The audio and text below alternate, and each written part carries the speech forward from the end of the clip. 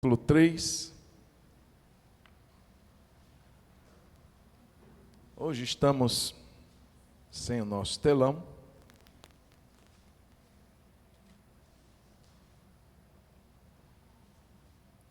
Então você vai lendo aí na sua Bíblia. Em nome de Jesus. Filipenses capítulo 3, versículo 1 até o versículo 7. Quanto ao mais, meus irmãos, alegrem-se no Senhor. Escrever de novo as mesmas coisas não é um problema para mim, e é segurança para vocês. Cuidado com os cães, cuidado com os maus obreiros, cuidado com a falsa circuncisão, porque nós é que somos a circuncisão. Nós que adoramos a Deus no Espírito e nos gloriamos em Cristo Jesus, em vez de confiarmos na carne. É verdade que eu também poderia confiar na carne. Se alguém pensa que pode confiar na carne, eu ainda mais. Fui circuncidado ao 8º dia, sou da linhagem de Israel, da tribo de Benjamim, hebreu de hebreus. Quanto à lei, eu era fariseu. Quanto ao zelo, perseguidor da igreja. Quanto à justiça que há na lei, irrepreensível. Mas o que para mim era lucro, isso considerei perda por causa de Cristo. Amém? Senhor Jesus, fale conosco. Nós rogamos a Ti que o Senhor nos conceda o Seu pão, nos alimente nessa noite, conceda-nos o colírio, para que possamos também enxergar, principalmente, Senhor, e sobretudo enxergarmos a nós mesmos, e também possamos ver o Senhor em sua glória. Dá-nos a graça, Senhor, de que essa palavra nos ensine, nos corrija, e tudo o que necessário for para o nosso crescimento, Senhor, espiritual, dá-nos a conhecer nessa noite por meio dela. Assim oramos e já te agradecemos em nome de Jesus. Amém. Amém, irmãos? Esse relógio está certo, não está? Tá. É o meu aqui que está adiantado. Então eu fico muito feliz por isso. Glória a Deus. Meus irmãos, o tema dessa mensagem é tenha cuidado. Olhe para quem está do seu lado, dê esse alerta para ele. Diga assim, tenha cuidado. Olhe com a cara mais séria, né? menos... E olhe para ele e do outro lado fale a mesma coisa, diga assim, tenha cuidado. É o tema da nossa mensagem hoje. Irmãos, a Bíblia, ela traz uma verdade inquestionável. Que verdade inquestionável é essa?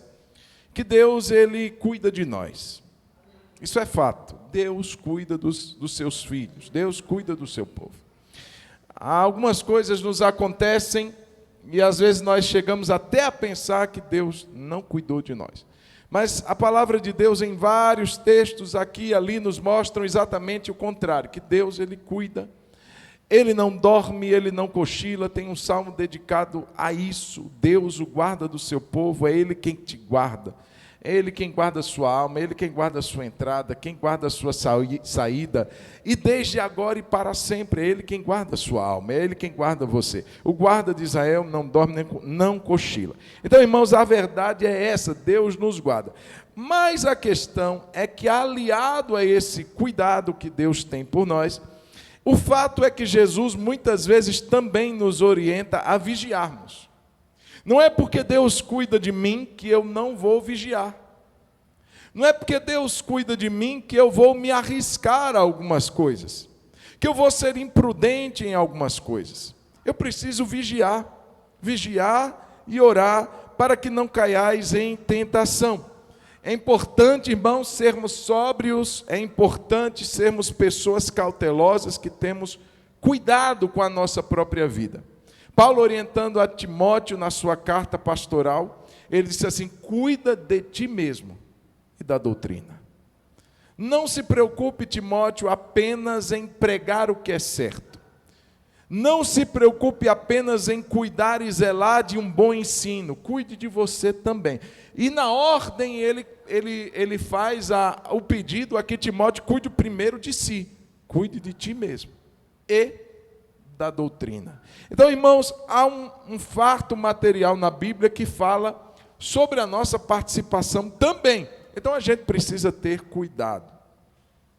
Irmãos, e nessa carta, é interessante perceber, você lembra que quando Paulo escreve, ele estava na Disney, andando de montanha-russa, se alegrando com Mickey, com a Minnie. Não, ele estava no resort, lá em Porto de Galinhas.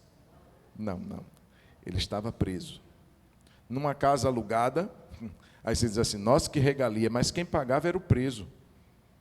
Além de estar preso, quem pagava a casa que ele estava lá morando era... Porque Roma não tinha condições de suportar tantas pessoas que seriam encarceradas.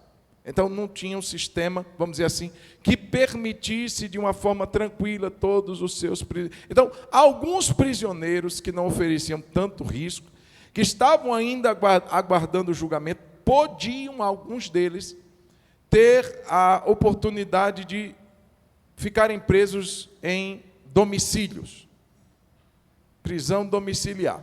Só que quem pagava era o próprio preso. Então Paulo se via ali numa prisão, 4 anos, irmãos, foi o tempo que Paulo fica preso.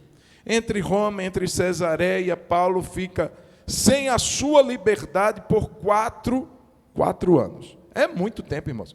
Uma coisa preciosa que o ser humano tem se chama liberdade. Liberdade de ir e vir. E Paulo estava sem essa liberdade já há 4 anos. O motivo de Paulo estar preso, você sabe disso, ele mesmo fala, eu sou prisioneiro de Cristo Jesus.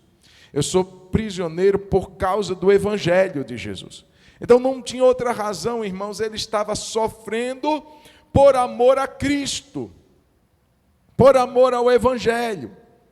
Ele não estava revoltado, ele não estava ali apontando o dedo para Deus e dizendo, Deus, o Senhor é injusto, eu aqui me dedicando à sua obra, eu aqui me dedicando à pregação do seu Evangelho, e preso. Não. Ele chega, irmãos, até parecer um louco, porque numa carta dessa, ele expressa tanta alegria, tanto sentimento de regozijo, que se não fosse um homem como nós conhecemos, um homem de Deus, nós o chamaríamos de louco, porque, de fato, uma pessoa que vive algo assim e ainda estar alegre é uma pessoa diferenciada. Mas aqui na cadeia, irmãos, algumas coisas preocupam Paulo. Algumas coisas deixam Paulo assim inquieto, e eu entendo que talvez ali a ida de Epafrodito, lembra do Epafrodito? Quem lembra do Epafrodito? Duvido que você consiga falar o nome dele agora essa noite, sem errar. A primeira vez, a segunda vez tudo bem, mas a primeira vez, olha aí, fala assim, Epafrodito. Melhorou, está melhor do que semana passada. Então eu entendo que talvez o Epafrodito, que era um líder lá em Filipos, que foi enviado pela igreja de Filipos, nós vimos isso na semana passada, ele foi enviado pela igreja para levar uma oferta a Paulo, de cuidado, de carinho, quando a igreja soube que Paulo estava preso, fez questão de dizer assim, nós vamos assisti-lo, nós vamos ajudá-lo, nós vamos levantar uma oferta, e quem vai ser o mensageiro dessa oferta é o Epafrodito, o homem de Deus. Só que você não vai só levar a oferta e voltar, você vai ficar lá, na casa de Paulo, que ele está preso lá, você vai ficar lá também com ele, para assisti-lo nas suas necessidades. Você vai ouvir, você vai conversar com ele, se ele estiver precisando de qualquer coisa, você vai estar lá como mensageiro, alguém que vai cuidar dele. Quando Epafrodito toma a oferta e vai levar lá a Paulo, alguma coisa acontece naquele percurso que faz o Epafrodito adoecer. Mas não era uma gripezinha, ele adoece a tal ponto de Paulo dizer, ele quase morreu. Foi uma doença séria, gravíssima, e se não fosse a intervenção de Deus, eu teria tido tristeza sobre tristeza, porque, imagine, alguém vir me trazer um donativo e morrer na viagem por minha causa, ou morrer porque está vindo me ajudar. Então seria algo muito doloroso, e Paulo então reconhece isso, que Deus poupou ele de ter um sofrimento tão grande assim. Mas o fato é que talvez ali, depois de melhorar, Epafrodito, ele então vai relatar a Paulo como está a igreja de Filipos. Olha, está tendo Paulo um problema, tem 2 irmãs lá, tão abençoadas, que elas não estão andando direito, elas estão brigadas. E Paulo disse assim, meu Deus, não é possível, logo elas. Não, mas além disso, Paulo está tendo um probleminha lá, tem... Irmãos, e ele começa então a relatar algumas questões da igreja que deixa Paulo muito preocupado. E aí Paulo, ele se vê na necessidade de escrever aquela igreja, justamente esse foco, tenha cuidado. O que eu ouvi que está acontecendo, talvez de forma muito sorrateira, eu preciso alertá-los, eu preciso despertar vocês para que se mantenham vigilantes, para que tenham cuidado.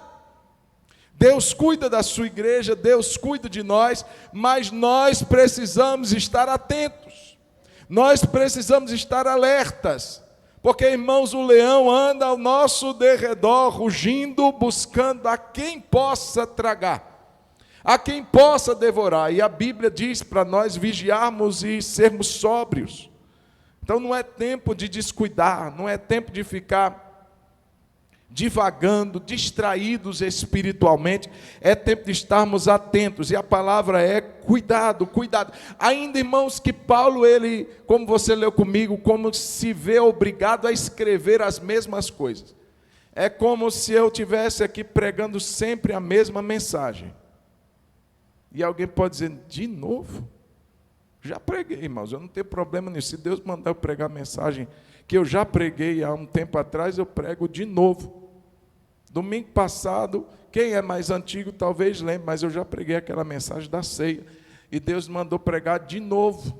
E eu prego de novo, não tem problema. Até Paulo disse assim, eu não me canso de escrever as mesmas coisas, irmãos. Não é por falta do que escrever, é necessidade que Deus entende que precisa ser suprida. Então ele disse assim, eu vou escrever a mesma coisa, de novo. E para mim não tem problema, eu acho interessante, porque ele disse assim, não tem problema nenhum em escrever de novo. E para vocês é segurança. Irmãos, se você for pegar uma das bases da pedagogia, está aí algumas professoras, a Lu está ali, e algumas outras, é a repetição. É ou não é, Lu? Tem que repetir para aprender. E é como se Paulo já tivesse escrito isso, mas ele se vê na obrigação de escrever de novo as mesmas coisas. E ele disse assim, é segurança para vocês. Irmãos, e o que é que Paulo estava preocupado? Que cuidado ele alertou os irmãos a terem? Então eu quero alistar aqui alguns, e eu pretendo ser breve, mas o primeiro cuidado aqui, irmãos, está no verso 1. Cuidado para não perder a sua alegria. Diga assim, eu tenho que ter cuidado para não perder a minha alegria. Talvez você diga assim, ih, pastor, já perdi há muito tempo. Eu quero te encorajar a crer que a alegria que você julga tê-la perdido está nas mãos do Eterno, do Todo-Poderoso. A tua presença, Senhor, eu me encho de alegria. Na tua presença, Senhor, há delícias eternas, disse o salmista. Tu me encherás de alegria e me farás andar pelas tuas veredas. Irmãos, Deus é a fonte da nossa alegria. Então, de fato, só perdemos a alegria se perdermos a noção de onde Deus está na nossa vida. Deus é a fonte da nossa alegria. Verso 1 diz assim, quanto ao mais, meus irmãos, alegrem-se no Senhor. Vou repetir. Quanto ao mais, se você puder deixar a sua Bíblia aberta, já que a gente está sem a Bíblia no telão, faça isso. Quanto ao mais, irmãos, alegrem-se no Senhor. Escrever de novo as mesmas coisas não é um problema para mim, e é segurança para vocês. Irmãos, deixa eu te dizer que essa carta aqui, ela é chamada de carta da alegria, ela é conhecida entre os estudiosos da Bíblia como a carta da alegria. Ela, por 16 vezes na carta, vai trazer a expressão alegrar-se, regozijar-se, coisas que estão ligadas a essa verdade que é a alegria. Então, é a carta de Paulo que ele mais transmite regozijo, que ele mais transmite alegria. Mas não era uma alegria leviana, não era uma alegria fútil, baseada em coisas fúteis, não, irmãos. A palavra alegria aqui é kairó. Kairó vem da mesma palavra de graça, que também tem essa raiz caris, ou charis. Então, irmãos, a alegria que Paulo fala aqui, ela não provém de coisas passageiras. Eu ganhei uma bênção. Eu troquei meu telefone. Eu consegui passar numa prova. Isso alegra a gente, fato, alegra. Uma bênção, uma resposta de oração. Mas, irmãos, eu estava falando com uma pessoa ontem, e essa pessoa dizia assim que ela conseguiu algo na vida dela. Ela conseguiu subir na vida dela, profissional. Mas, ainda assim, ela sentia uma insatisfação. E eu digo, isso se explica teologicamente. Como é que a Bíblia explica essa chamada insatisfação, vazio, que existe dentro das pessoas? A Bíblia diz em Romanos que todos pecaram e destituídos estão da glória de Deus. A glória de Deus, irmãos, não é outra coisa senão a presença do próprio Deus. O que há na presença do próprio Deus? Irmãos, há tudo que você possa imaginar que seja bom. A paz na presença de Deus, sim ou não? A alegria na presença de Deus, sim ou não? A plenitude na presença de Deus, sim ou não? Irmãos, há tudo que a gente precisa na presença de Deus. Diga amém. É tudo que a gente necessita. Só que a Bíblia diz que pelo pecado a gente foi destituído, foi retirado, vamos dizer assim, dessa glória. Então, a partir daí, o ser humano, nós buscamos fontes de alegria, de prazer, que nos saciem. Então, a gente busca tantas coisas, a gente busca um preenchimento na profissão, nos estudos, nos bens, nos prazeres, no dinheiro, alguma coisa que preencha essa sensação de que está faltando alguma coisa. Ei, irmão, e vai sempre estar faltando. Vai sempre estar faltando. Nada de fato preenche o ser humano. Um teólogo que esqueci o nome dele, ele diz assim, que existe um vazio no coração do homem do tamanho, não é do seu emprego, não é da sua poupança, é do tamanho de Deus. Então, se existe um vazio do tamanho de Deus, qual é o tamanho de Deus? Então, se existe um vazio do tamanho de Deus, se acha que é uma coisinha que vai preencher? Se acha que é um relacionamento que vai preencher? Se acha que são os prazeres? Se acha que é o sexo? Se acha que são as drogas? Se acha que é qualquer coisa? Nada vai preencher, seja lícita ou ilícita. Nada preenche. Sempre vai ficar, a gente se satisfaz por um tempo, mas daqui a pouco aquele vazio volta. A gente fica alegre com a vitória, sim ou não, mas depois volta. Volta aquela insatisfação, porque só Deus pode preencher aquela sensação de vazio. Então, essa alegria que Paulo fala aqui, é uma alegria proveniente da graça. É o fruto do Espírito que começa dizendo que é gozo, que é alegria. Então, Paulo, ele está falando exatamente desse tipo de alegria. Filipenses, alegrem-se no Senhor. Alegre-se nele, ele é a fonte da sua alegria. Agora, essa alegria, irmãos, é de uma forma clara aqui, mostrada como baseada na confiança de que tudo está no controle de Deus.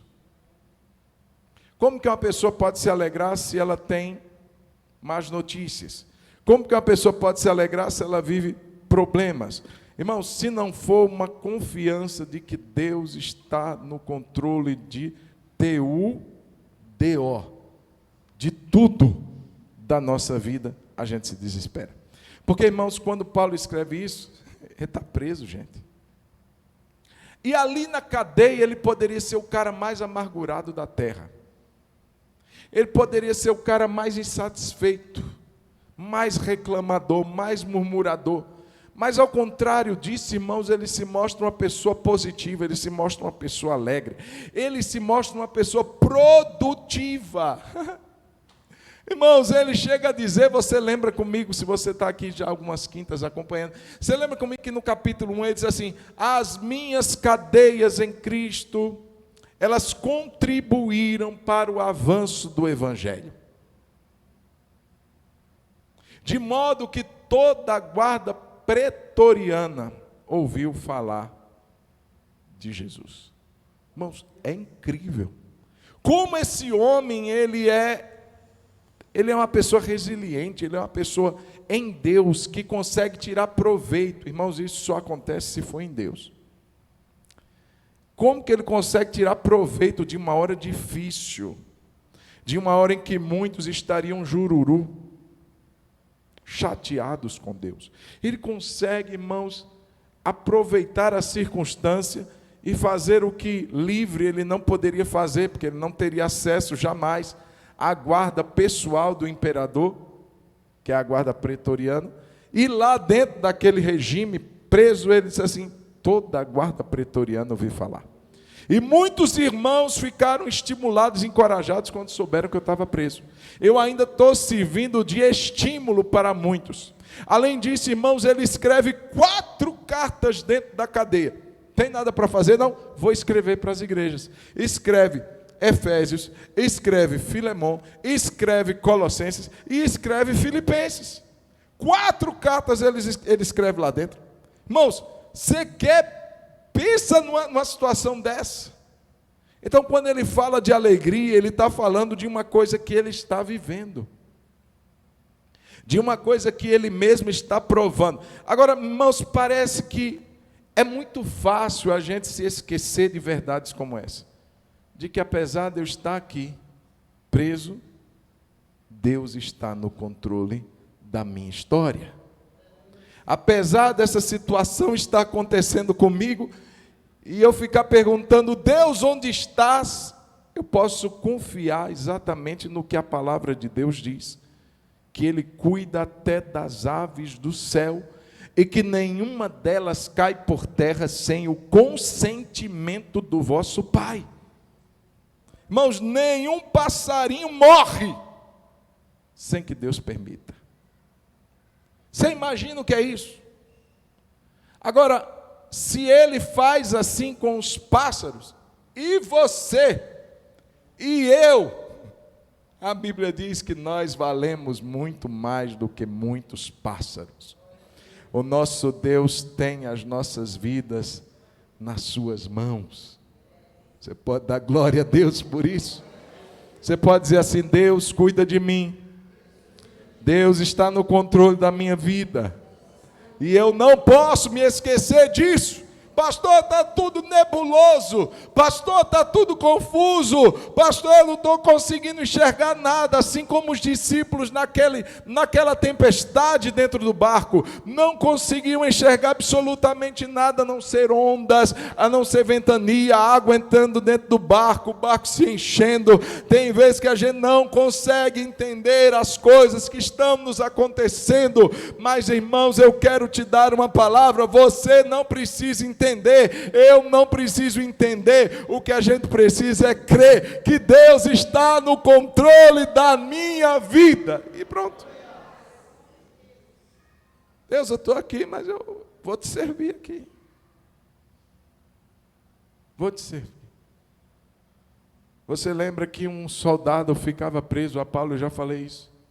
Um soldado ficava preso por uma cadeia a Paulo 8 horas, eram turnos de 8 horas. Não tinha para onde o soldado ir, tinha que ficar lá perto de Paulo. Se Paulo quisesse ir no banheiro, ia puxando a corrente do outro soldado. Terminava o turno de 8 horas, chegava outro para ficar 8 horas com ele. Irmãos, 8 horas com Paulo? Você está doido, o cara tinha que sair crente, que ele falava de Jesus. Espera aí que eu vou escrever uma carta aqui, vem cá que eu vou te mostrar o que está acontecendo. Pregava para ele. Imagina o soldado chegar doente. Deixa eu orar por você. Irmãos, toda a guarda pretoriana ouviu falar de Jesus. Alegre-se no Senhor. Alegre-se no Senhor. Primeiro cuidado é para não deixar as circunstâncias roubarem a sua alegria. Amém ou não? Qual é o primeiro cuidado? Não deixar as circunstâncias roubarem a minha alegria. Diga amém. Amém. Segundo cuidado, verso de número 2, cuidado com os falsos líderes. Paulo estava preocupado lá com esses irmãos, por causa de alguns que se diziam líderes e que estavam tendo acesso ao coração, à mente, aos ouvidos, à presença daqueles irmãos ali. E Paulo, então, ele lança um tríplice cuidado. Verso 2, cuidado com os cães, cuidado com os maus obreiros, cuidado com a falsa circuncisão. Cuidado, gente. Esse pessoal não vem para brincar. Esse pessoal tem carinha de ovelha, mas por dentro é cão, é lobo. Esse pessoal tem uma fala macia, como a seda, como o algodão, mas o interior é violento. Cuidado, a aparência é até bacana, mas o intuito é perverso, é mau. Cuidado com os cães. Quando Paulo usa essa expressão cães, irmãos, ele não está falando de, realmente, é uma alusão a alguns que tinham uma índole, eram líderes aqui, mas que tinham uma índole muito má. Você lembra quando Jesus ele encontra com uma mulher cirofenícia, e ele usa uma expressão assim, que não é lícito pegar o pão dos filhos e dar aos cachorrinhos? Aquela palavra cachorrinho é uma palavra relacionada a um animal pequeno, de estimação, um pet.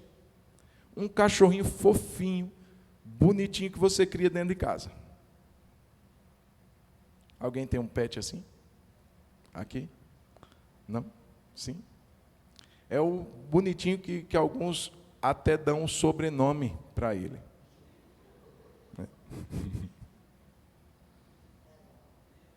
Então, quando Jesus usa essa frase, é o cãozinho domesticado, é aquele que come das migalhas que caem da mesa, ele está dentro de casa.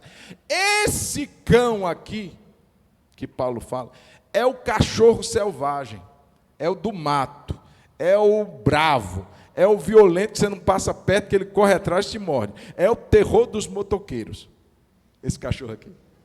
É aquele cachorro que come carniça. É aquele cachorro que quer morder todo mundo.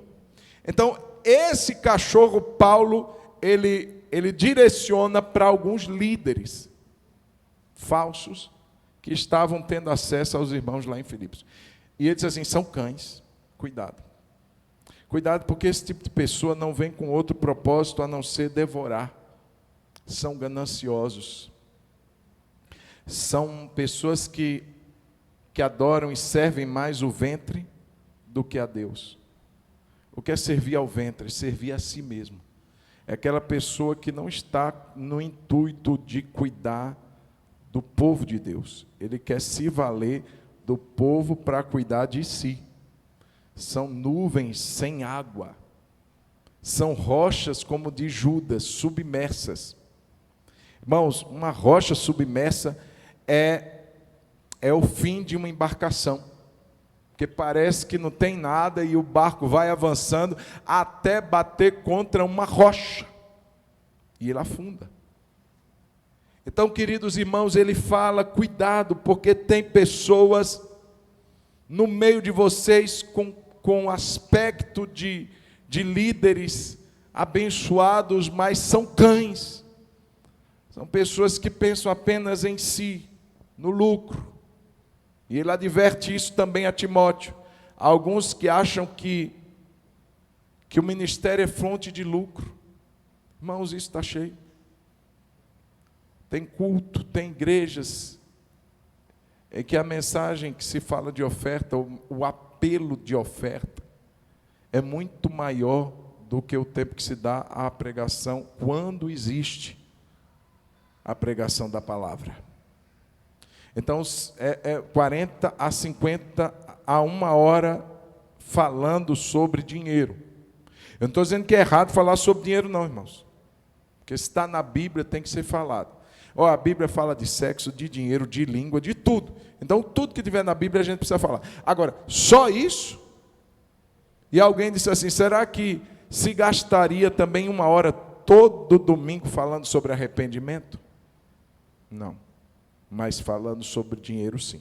A gente precisa ensinar, os líderes, pastores precisam ensinar o que a Bíblia diz sobre dinheiro, precisa. Mas, irmãos, gastar todo o tempo do culto, todo o culto falando só sobre dinheiro, 3, 4, 5 momentos de oferta durante o culto. Além da oferta, eu vou pedir para o diácono trazer aqui um pedacinho da roupa ungida, que nós vamos vender a R$500 apenas para os 100 primeiros irmãos que chegarem primeiro. E nós vamos também dispor aqui do óleo ungido, do pente ungido, do shampoo ungido. Irmãos, está cheio. Eu não estou aqui no intuito de criticar pessoalmente a nenhuma liderança. Mas, irmãos, oferecer uma crítica ao sistema de liturgias, de cultos que se há hoje nos nossos dias. É necessário, sim, falarmos sobre ofertas, sim, mas, irmãos, não é só isso que a Bíblia diz. Eu preciso falar de todo o conselho de Deus. E outra coisa, irmãos, a Bíblia fala muito claro de dízimo, de oferta, fala de votos, fala de esmola, mas, irmãos, tem coisas que partem para o abuso. Cuidado, cuidado. Eu conheci um desviado, tive a oportunidade de conversar com ele, conversei com ele, fiz o apelo para ele voltar para Jesus, ele voltou para Jesus. Eu disse, procura uma igreja que prega a palavra, onde o líder da igreja disse para ele que ele tinha que fazer um voto de tantos R$1.000, e o cara estava desempregado. Ele chegou para ele e disse assim, Deus falou comigo que você tem que fazer um voto. Ué, interessante, né? Por que Deus não fala com ele para ele fazer o voto? Quem tem que falar com você para fazer voto é Deus falar para você. E se um líder tiver ainda, ele vai submeter a análise da pessoa. Eu tenho a impressão de que Deus falou isso para mim, mas é impressão, não estou afirmando não. Porque isso é muito pessoal, irmãos. Resultado, ele desempregado, pegou empréstimo no nome da esposa. Se endividou todo. E desviou. Irmãos, cães, cuidado com os cães. Cuidado com os maus obreiros, eles continuam. Eram pessoas que ensinavam que só a fé não era suficiente. Eles precisavam também agregar à fé obras. É como se a fé não fosse tão importante ou tão suficiente. E precisaria dar um auxílio, uma ajudazinha, para que a pessoa alcançasse a salvação. Irmãos, nossa salvação, ela vem por meio único e exclusivo de Jesus na cruz do Calvário. Os méritos são dele, a justiça é dele, as obras foram ele quem realizou, mas, irmãos, a nós compete apenas crermos. A fé que me liga a essa graça. Agora, depois que eu sou salvo, é lógico, irmãos, eu tenho que reluzir, eu tenho que fazer boas obras. Deus preparou as boas obras para que os salvos andassem nela. Isso é conceito básico da fé. A salvação é pela fé e não pelas obras. As obras é a beleza que a gente dá ao Evangelho. Mas o que salva a gente é a fé nos méritos e na obra e na justiça de Jesus Cristo, o nosso Senhor. É somente Ele, por meio dEle, que eu alcanço a salvação. E esses maus obreiros vinham aí trazendo novidades, irmãos, e tem gente que gosta de novidade. Tem muita gente na igreja que gosta de ouvir alguma coisa que ninguém nunca ouviu. E esse é o problema. Irmãos, nós precisamos ter cuidado com pessoas que acrescentam, presta atenção, ou subtraem qualquer coisa da palavra. É um perigo, gente que acrescenta coisa que você diz assim, mas isso não está na Bíblia, não. Você já ouviu alguma mensagem? Eu espero que nunca aqui. Você tem toda a liberdade, deixa eu dizer, se você ouviu alguma coisa aqui, que você diz assim, nunca vi na Bíblia, talvez foi porque você nunca atentou para aquilo. Mas ainda assim você pode chegar para a gente, para quem pregou, e dizer assim, irmão, irmã, pastor, pastora, missionário, seja quem for, me explica essa situação que eu não entendi. Problema nenhum. Amém ou não? Amém.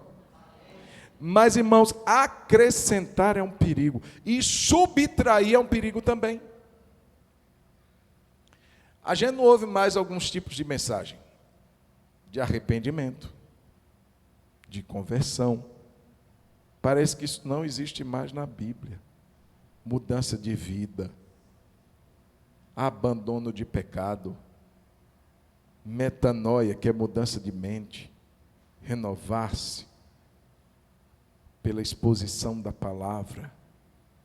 Irmãos, é renúncia pessoal, santidade, pureza, são coisas que a gente não ouve mais. Não dá público, não dá glória a Deus desse tipo de mensagem. É aquele mensagem que diz assim, dura é essa mensagem.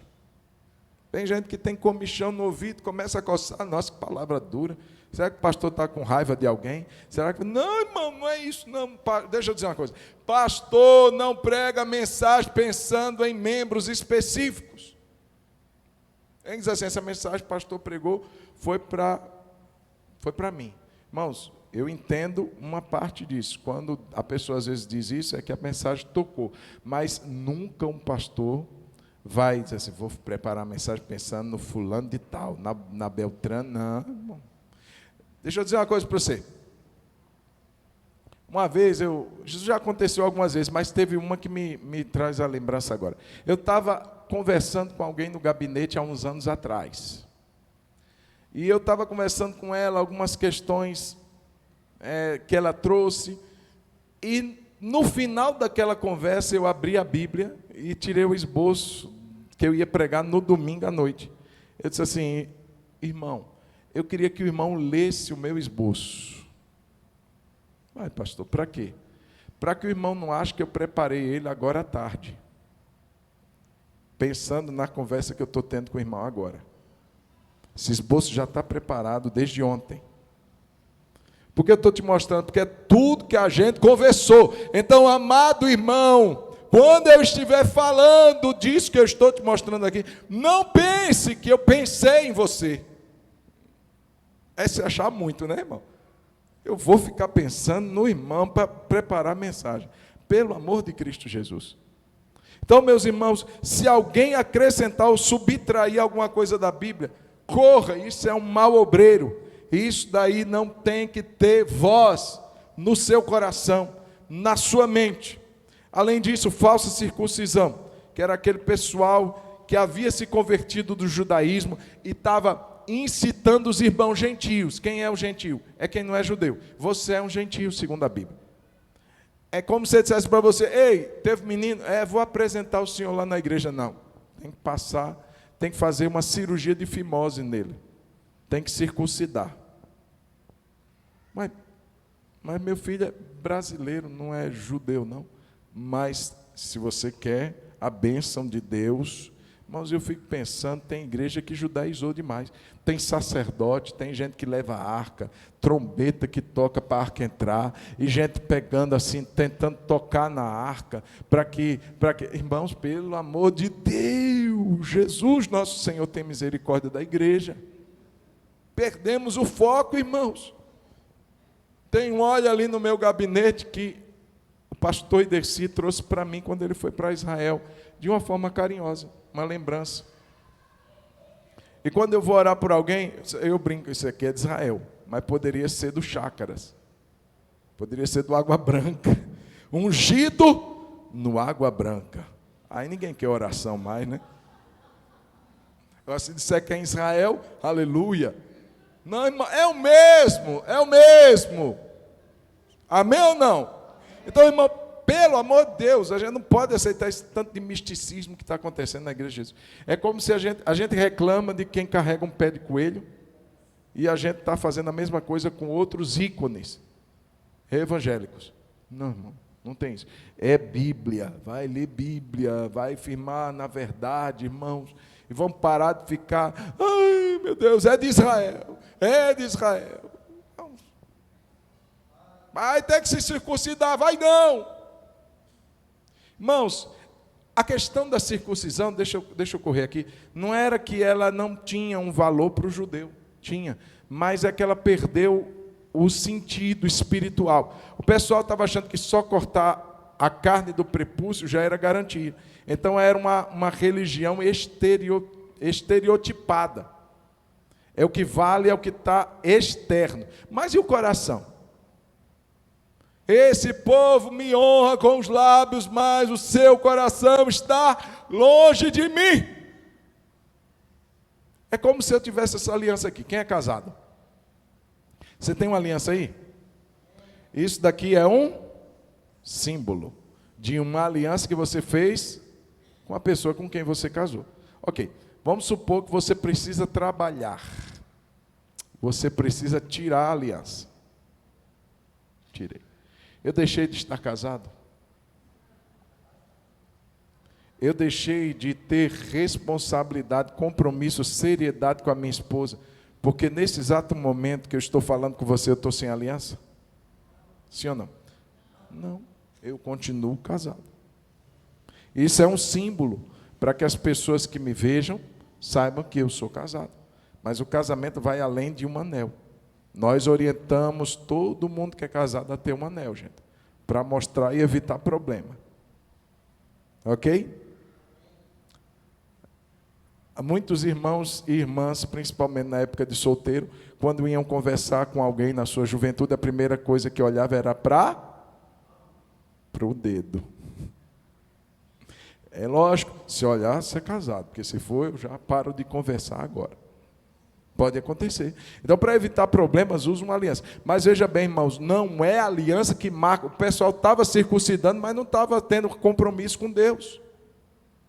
Então era uma religião formal, e Paulo diz assim, cuidado com esse tipo de povo, que prega somente aparência, que prega somente uma espiritualidade, é o próximo ponto aqui, uma falsa espiritualidade. Paulo orientou, cuidado com essa falsa espiritualidade, versículo 3, deixa eu aproveitar e entrar, porque nós é que somos a circuncisão, versículo 3, nós que adoramos a Deus no Espírito, e nos gloriamos em Cristo Jesus, em vez de confiarmos na carne. Ele diz assim, enquanto tem muita gente pregando uma espiritualidade de forma, de estereótipo, eu tenho que orar somente no monte, porque se a minha oração no monte é a oração que é poderosa, mas a oração que eu faço no banheiro, no quarto, não tem poder nenhum. A oração que Deus responde é a oração de madrugada. A oração que Deus responde é a oração que eu oro de joelho. Meus irmãos, vamos ser sensatos. Se eu orar aqui nesse lugar, orar dentro do meu quarto, o meu Deus, Ele não está restrito a lugares. Lembra da conversa que Jesus teve com a samaritana? Quem lembra? Onde devemos adorar? Os judeus dizem que é lá em Jerusalém, nós samaritanos dizemos que é aqui. Virá a hora, e já chegou, em que os verdadeiros adoradores adorarão o Pai em espírito e em verdade. Não é nem em Jerusalém, nem aqui, é em espírito e em verdade. Você tem que entender que a sua espiritualidade não se condensa em formas, em lugares específicos, em jeitos de orar. Irmãos, eu fico doente de raiva. Desculpa, você me vê doente de raiva. Mas quando uma pessoa conversa comigo, vamos dizer que eu conheço um líder, e ele conversa comigo como como gente normal. Mas quando pega o microfone se transforma. Parece que vira o Shazam. Você não é dessa época, não. Mas você não conhece mais a pessoa. Mas, pelo amor de Deus. Começa a usar umas palavras que eu nunca ouvi na vida. A gente tem que ficar procurando no dicionário para entender o que a pessoa está orando. Porque acha que é pela palavra bonita que o poder vai vir. Irmãos, eu já falei isso, eu estava orando no monte uma vez, tenho nada contra, gosto de orar no monte, contemplar as estrelas, e oro de olho aberto. Quem ora de olho aberto no monte, levanta a mão. Irmão, se você está no monte e fecha os olhos, você perdeu a beleza do que Deus criou. Enfim, mas deixa eu dizer uma coisa, se eu orar de olho fechado no monte, Deus responde? E se eu orar de olho aberto? E se eu orar em pé? Se eu orar sentado, deitado, ajoelhado, prostrado com a boca no pó. Irmãos,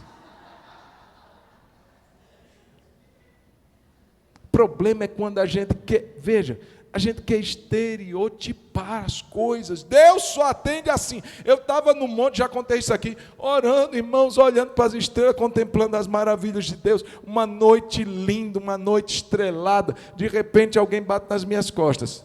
Pai do Senhor, irmão. Pai do Senhor, se o irmão poderia me dar licença?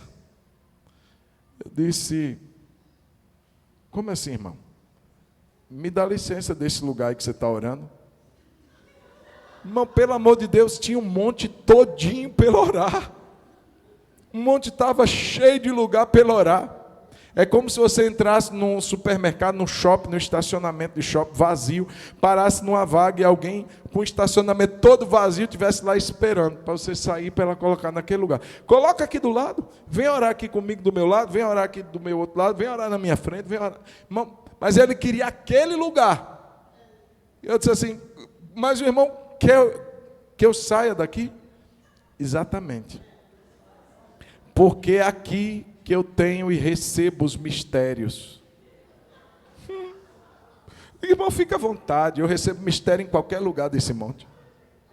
E saí mesmo. E deixei o irmão na bênção lá, no cantinho do mistério dele. Eu não sei como ele lembra que é aquele. Não podia ser 5 centímetros para o lado, nem tem que ser naquele. Pode ficar à vontade. Irmão, você entende que a gente está vendo muita coisa doida? Uma espiritualidade deformada. Uma espiritualidade que não tem na Bíblia. Em espírito, meus irmãos, a Bíblia diz, nós adoramos a Deus no espírito. Nos gloriamos em Cristo Jesus. E não confiamos na carne. Irmãos, nós precisamos entender essa espiritualidade. Agora, eu não estou dizendo, queridos, que a minha espiritualidade não se externe. Então, eu estou aqui louvando, eu estou aqui adorando, eu posso levantar minhas mãos, eu devo levantar minhas mãos. Se eu quiser, eu posso me ajoelhar, eu posso manifestar de alguma forma aquilo que está aqui dentro. Chorando, cantando, expressando, porque Deus me deu vida, Deus me deu emoções, Deus me deu sentimentos, Deus não espera uma estátua, não, eu tenho que adorar Deus no espírito. Parece uma planta, aliás, planta até se move. Tinha uma musiquinha do Diante do Trono que diz assim, as árvores balançam, balançam. Tem crente que nem árvore é, nem balança. Parece que está brincando de estátua na hora do culto. Começa o louvor, estátua. A gente tem que expressar, irmão. A gente tem que ser espontâneo para Deus. Eu quero levantar minhas mãos, eu vou levantar minhas mãos. Eu vou cantar alto para o meu Deus, eu vou dar glória porque eu estou vivo, porque os mortos não louvam a Deus, mas eu não morri ainda, então eu posso glorificar o Senhor. Quem pode dar um glória a Deus aí? Quem está vivo? Então não deixe que a falsa espiritualidade te mantenha no engano. E para finalizar, cuidado presta atenção nisso. Cuidado para que seus ganhos não te levem a perder o que é importante. Vou repetir. Cuidado para que os seus ganhos não te levem a perder o que é importante ou a se perder. Olha comigo o verso de número 7. Ele diz assim: mas o que para mim era lucro, isso considerei perda por causa de Cristo. Vou repetir. O que para mim era lucro, considerei perda por causa de Cristo. Paulo considerava a vida religiosa dele, irmãos, um troféu. Paulo olhava para a vida religiosa dele e achava que aquilo era um passaporte para o céu. Porque ele vai alistar, irmãos, uma série de características de quem ele era. Eu era hebreu, presta atenção, eu era hebreu de hebreus, ou seja, não tenho mistura. Meu pai era hebreu, meu avô era hebreu, meu bisavô era hebreu, meu tataravô era hebreu, meu tatara era hebreu, todo mundo hebreu, não tinha mistura não. Diferente de Timóteo, que era filho de uma mãe judia e de um pai grego. Paulo não tinha mistura. Ele disse assim: eu fui circuncidado com 8 dias. Eu sou da tribo de Benjamim. Às vezes assim, e daí? Você lembra quem era o filho amado de Jacó? Jacó tinha 2 filhos amados. Ele tinha vários filhos, mas 2 ele fazia uma preferência por eles. O que eu acho errado, mas o meu achismo não importa. Mas o fato é que ele fez uma túnica colorida só para o José. Aí o José, os irmãos, com inveja dele, desapareceram com ele. Disseram que ele tinha morrido. Aí Jacó, tendo o filho José morto, se apega ao seu último filho, nascido da sua amada esposa Raquel, que era o Benjamim. E ele se apega tanto que quando tem aquele processo lá no Egito, o José, disfarçado, pede para trazer o filho mais novo. Ele disse: não podemos, ele é o filho mais novo, não pode, porque esse meu pai já perdeu um. Se perdeu o Benjamim, acabou a vida dele. Então, quando Paulo diz que é da tribo de Benjamim, é como se ele estivesse dizendo para os judeus assim: a minha tribo foi a mais amada por Jacó. O patriarca da minha tribo, o Benjamim, foi o filho amado por Jacó. Então, ele puxa todo, e ele diz assim: eu fui fariseu. Irmão, falar de fariseu hoje, a gente sabe que é conotação de hipocrisia. Sim ou não? Você é um fariseu, você está xingando a pessoa. Mas na época de Paulo, chamar alguém de fariseu era mal. Era alguém que saiu do campo do comum. Era alguém que teve condições de estudar aos pés de um rabi. Era alguém que teve uma educação religiosa formalíssima. Era o Harvard da época. Era um privilégio. E ele estudou aos pés de um grande rabi chamado Gamaliel. Então, ele se vale desses aspectos. Ele diz assim: além disso, eu era perseguidor da igreja. Porque para alguém fariseu, não bastava apenas pregar o que ele cria. Ele tinha que matar quem não cria igual a ele. Então, eu persegui a igreja. Quanto ao zelo, eu era perseguidor. E quanto à lei, eu era irrepreensível. Ou seja, não tinha um aspecto da lei que eu não cumprisse. Irmãos, ele se vale disso tudo e enche o peito. Só que quando ele encontra com Jesus, ele descobre que aquilo tudo não valia nada. Mas assim, isso não vale nada. Eu não vou conseguir ir para o céu com isso. Isso não vai me dar direito ao céu. Quem me dá direito ao céu é Jesus. Eu tenho que me arrepender. Eu tenho que me derramar, que me quebrantar, tenho que me arrepender dos meus pecados. Eu tenho que mudar de vida e crer na obra e no sacrifício de Jesus. Aí eu vou para o céu. Então ele pega tudo, todo o pacotinho dele de glória. Ele disse assim: isso é lixo. Eu considerei tudo como perda para poder ganhar Jesus. Irmãos, fazendo essa analogia, o problema é quando a gente age diferente. Ao invés da gente perder, a gente retém. Aquilo que era para a gente descartar, a gente guarda. E porque a gente guarda, a gente perde o que é melhor. Para ele ganhar Cristo, ele perdeu algumas coisas. Eu considero perda todas estas coisas para ganhar Jesus. E o problema é quando a gente guarda, quando a gente retém. Muitas vezes a gente está retendo situações e condições, como Esaú estava retendo ali o seu desejo por um suprimento de uma necessidade rápida, momentânea, e ele troca o que é precioso por um prato de sopa, de lentilhas. Então, muitas vezes a gente está guardando aquele desejo de ser conhecido, a gente está guardando amor pelo dinheiro, apego ao que a gente tem, a gente está guardando alguns desejos, alguns títulos. Tem gente que se apega a cargos, tem gente que se apega a títulos, e muitas vezes perde a essência de quem é Jesus por causa disso. Eu sou pastor, eu sou bispo, eu sou apóstolo, e perde Jesus, e perde a vida com Deus. Paulo disse assim: isso daí eu descarto para ganhar Cristo. Eu considero tudo como perda, porque eu quero Jesus.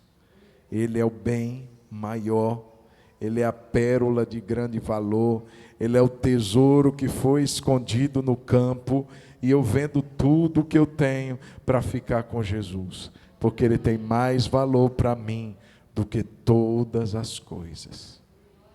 Perder para ganhar. Cuidado, para não guardar o que era para perder, e perder o que era para ganhar. Cuidado. Eu queria que a gente ficasse de pé, para a gente orar. Deus zela por mim, zela. Deus cuida de mim, cuida.